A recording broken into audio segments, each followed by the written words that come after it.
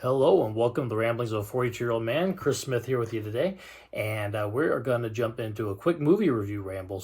I was able to catch last year's Bullet Train kind of action adventure movie with Brad Pitt, directed by David Leitch, who most recently has done like Deadpool 2 and other kind of frenetic action movies like that. And this definitely falls into that line. It's very much like a sister movie to kind of the craziness that was Deadpool 2.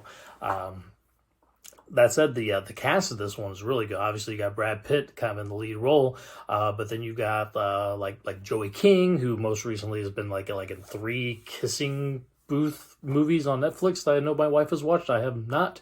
I've seen her in a lot of stuff when she was younger. A lot of horror movies she would be in, like The Conjuring, the initial Conjuring movie. She was one of the young girls in that. But she's been in all sorts of stuff. Aaron Taylor Johnson, who was Kick-Ass in the Kick-Ass movies. He's also been in things like Godzilla and a lot of other stuff that he's been coming out in a lot recently. He does a really good job in this as well, putting on a really funny British accent. But all the actors really did a good job with the characters. All these characters are really quirky and goofy and funny, but then, they're also, a lot of them are assassins or mercenaries, people for hire and stuff. So there's a lot of kind of hardness to go along with the goofiness of these characters. Brian Tyree Henry, also a very funny actor in this as well. He's been in stuff like, actually most recently in The Eternals, he had a really good sized part. And you got little quick jump-ins from Michael Shannon, Sandra Bullock. Really just was really great acting across the board. Even, Brad Pitt is pretty much, when I was watching, I'm like, this feels like watching him back in like the Mr. and Mrs. Smith days. If you took that character of Mr. Smith and aged him up a little bit and gave him a little more wear and tear on his body and soul, you kind of get this character. And it's funny, he almost like the most down to earth of all these craziness that's going on around him on this train. It's a lot of fun, kind of understated performance from him. But again, these characters are just so, every one of them is just insane. Really is all I can keep saying about it. But so quick premise aside, Brad Pitt is a kind of contractor.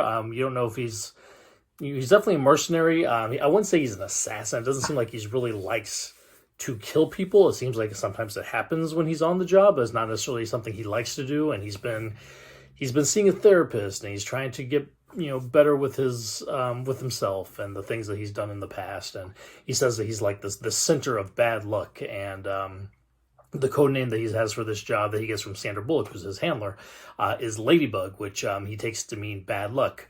With a little twist on exactly what that meaning is at the end of the movie that's pretty poignant. But so anyway, he has to get on this train to pull a job, simple snatch and grab job, which is, I guess, his specialty. He's supposed to go in, grab this briefcase, get off the train at the next stop, and take off with whatever's in this briefcase. Of course, it doesn't go that easy. That's how the movie is. On this train is a ton of other, whether contract killers or bodyguards or assassins or just just crazy. I keep laughing because it was just such a crazy movie, and I enjoy the heck out of it. So again, very, very action-oriented, very a lot of comedy action. Like I said, if you think of what Deadpool 2 was, this definitely, you can tell, is from the same director.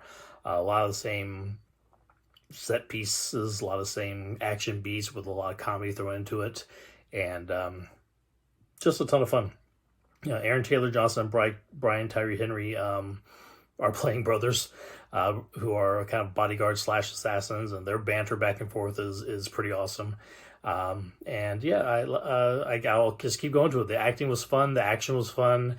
The movie as a whole was very fun. It was very, it's definitely that frantic action, like a lot of digital blood and stuff. And it's very over the top.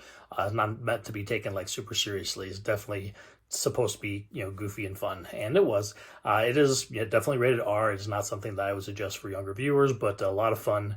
Again, if you're into that, the kind of subversion and themes of the Deadpool movies, this falls in line with that, and I enjoyed it quite a bit. It can be found on Netflix. You can probably find it on Prime as well if you need to rent it, but you can get it on streaming on Netflix right now. Just came out August or July of last year, so it's pretty relatively new. Took me a little while to get around to it, but I'm glad I did. It was a lot of fun. Highly recommend if you are into kind of crazy action type movies.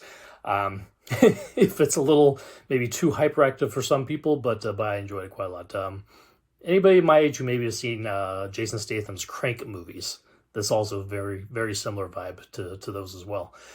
So that being said, I enjoyed it. Let me know what anybody else thinks. Thank you for watching, and we'll continue doing more ramblings. Thank you for listening.